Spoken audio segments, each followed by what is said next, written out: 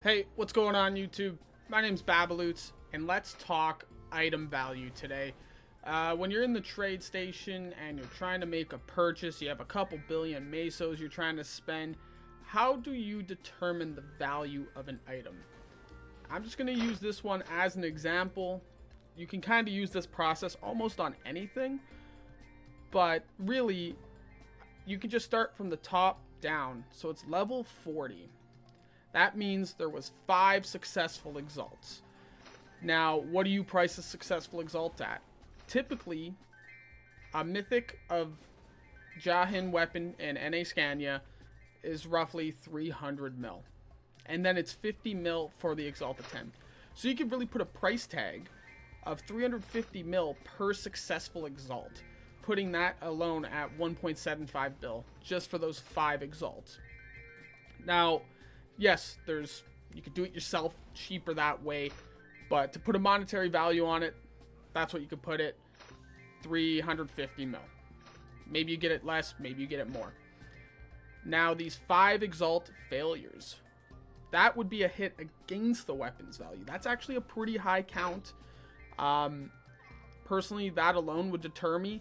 Exalt failure count scrolls do not come around too often, especially the 100% variety, and making the 30% ones, I haven't made it, but if I had to estimate, I'm sure it's probably about 5 to 700 mil, if not more, and that's for a 30% attempt. The one Mastercraft failure also works against it. That is a mythic fodder, and then 15 mil to craft a scroll to reduce that. So on the low side, that's 230 mil to reduce it. So that and that actually work against the value of the item. Also, it not being leveled up to 40 out of 40 could also be a hit, but really it's not that many powders. So that's something you would want to consider as well. The Star Force being 19. To me, that's on the low side. When an item's unique, you can get it to 18 Star Force for, let's middle of the packet, say you're pretty unlucky, 250 mil. I just Star Force something the other day to 17. I know that's one lower, but I was really unlucky with it, and it cost 150 mil. So I'm budgeting an extra 100 mil just to get it to 18. So call it 250 mil for that Star Force. Not a lot, because it's also just one over it. You know, if you get a unique to 18 Star Force and then you use unique stones on it, and then you use the legendary stones, the mythic, it will be a mythic 18 Star Force. And then you just have to land, I think with a Lucky Day scroll, hitting the Star Force, I think it's still about 19 or 20% chance for that to hit to 19. So we can keep scrolling down here. This is a crit rate base. That is absolutely detrimental when you're buying gear. If you're going to be buying it pre-made from the store from the trade station, for the purpose of using, you want your crit damage base, you want your evasion base, you want your crit rate base for the belt, or whatever you deem is best in slot. Like, it kind of differs for everybody, but crit damage for sure, we know best in slot. This is a huge hit to the item's value. This 4.2 billion, I do not see it at all. 4.3 billion basically. 3 lines of potential. Sure, that's nice that they've gotten the 3 lines for you. They've gotten it to legendary, but getting the 3 lines is just 1 month of work from Kerning M. So you just run through Kerning M, you get your gold potential stamp at 70%. That's actually a pretty generous and high amount for this game anyway. 70% chances might as well be guaranteed. Looking here as well, for a weapon you wouldn't want a max HP line, you'd want crit damage lines, so these would all have to be re-rolled. So the potential itself basically useless, so now you'll be re-rolling. Can't really put a number on re-rolling potentials, so I'm not going to. But just know you'll have to put in work. And if you're going to be spending 4 billion, you would kind of want most of the work to be done for you. Scrolling down, Level 3 Ruthless Emblem. You can price a successful emblem level. I think the first attempt is 80%. So if you're unlucky and it takes 2 attempts, let's say you are buying unique fodders, I believe you could pick them up for about 180 mil on NA Scania. So let's just assume to get these 2 levels, you're super unlucky. That's 4 attempts. That's 720 mil. Plus, I believe it's 50 mil just to do it. So that's about a bill. Getting it to crit, getting the levels on the crit damage emblem. So that's 1 bill of work right there. And a crit damage emblem in NA Scania is worth about 2 bill. So you have 2 bill just from it being crit damage. 1 billion put into the emblem itself. Again, erring on the side of caution. 1.75 bill for the exalting. And then you have these negatives against it, which varies on the person. How negative do you consider that? And then also putting a soul on it. These souls are very cheap. Having the soul already on it, I also consider not really a boon. It depends on your means, but you can be buying, I believe it's from the Legion shop. You have means, really, is what I'm getting at, to acquire soul enchanters. You can get them from Monster Park. I wouldn't, personally. But you have them in Legion. Yes, you do, right here. If your Legion's good, you should be able to buy your 1 a week. It's not that pricey. You have them in your Kerning Tower. If that's the stage of the game you're at, you can get those. And why? Oh, this one I wouldn't quite recommend doing these, but you also have them, and they're the 30% variant in your guild shop. That could be something to consider. Now, if it was a better soul, like an Arcarium soul, yeah, I would, you would value it at the price of the soul. I think Arc Souls are 50 to 100 mil when it's called in Apple time, so that would add that value to it. But it would take a little bit of market research, but you basically want to break down each component and see what it costs in your server. Looking over this some more, we could also try to put a value on the flames. And there wouldn't be quite a numerical value. In a sense, you could go into the enhancement under the Rebirth Flame and see what the Eternal Rebirth Flames are going for. These have a guaranteed chance to add 2 flames. So they're going for about 1 bill.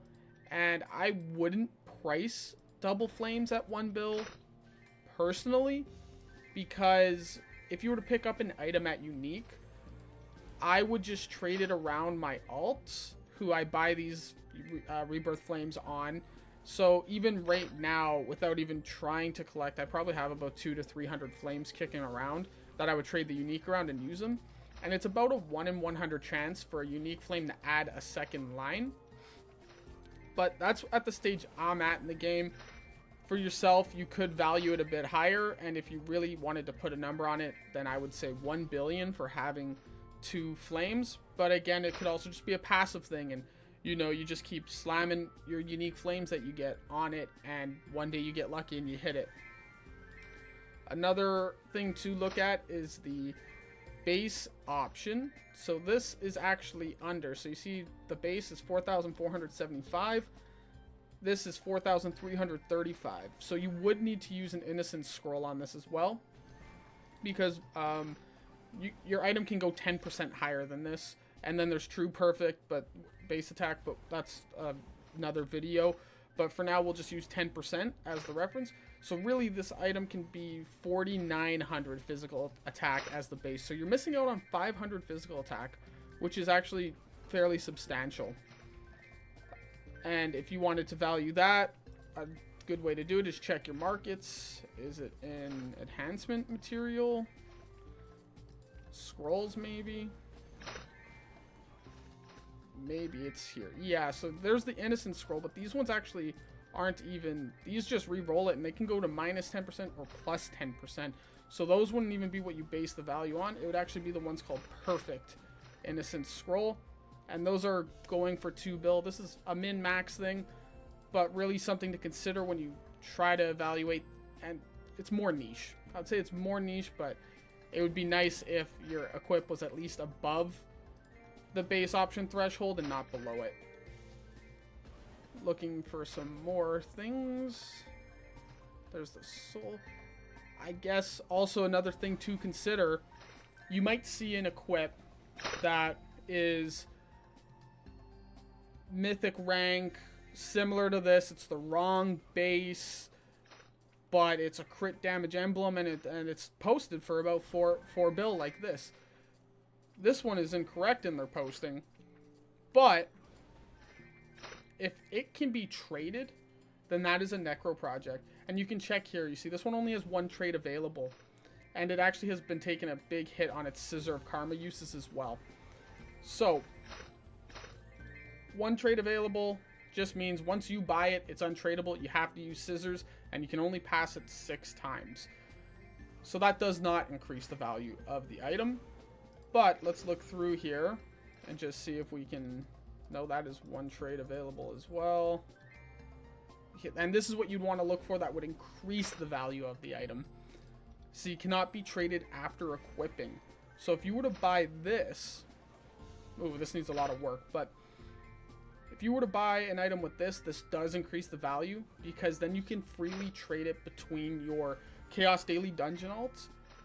And that just means you have more Mastercraft attempts on it, and it's more likely to hit that Mastercraft attempt because you're doing more of them. So that's a necro project. That does increase the value substantially, in my opinion. And that is where you would see these 4 billion posts. See, this, I wouldn't pay it just because the Mastercraft failure and the Exalt failure count is terrible and no Star Force, but that's just me. I wouldn't say this price is entirely out to lunch, though. To summarize, this equip is not worth 4.3 billion mesos. The fact that it's the wrong base sort of just supersedes all of the other work that was put into it. If I had to guess, I would say this was a player who was inexperienced. They were a new player.